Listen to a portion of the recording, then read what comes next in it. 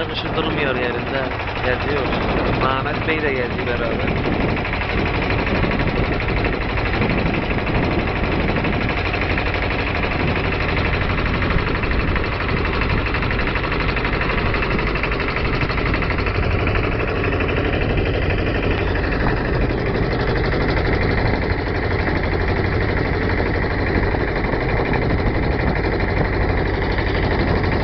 Güzelmiş ya Mehmet.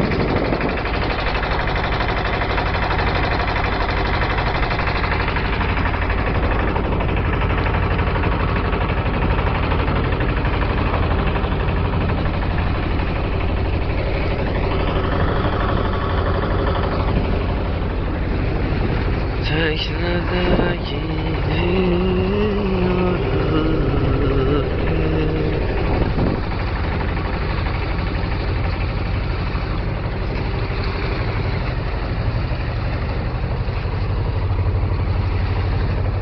Mehmet.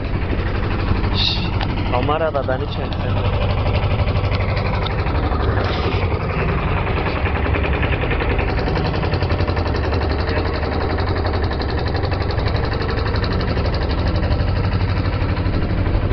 Sayın izleyicilerimiz şu anda gördüğünüz şurayı göster Mehmet. Burası Sarılar Köyü'ne gidiyor. Mehmet'i de babası ne arıyor? Baban mı? Teknede Sarılar'a geçikti.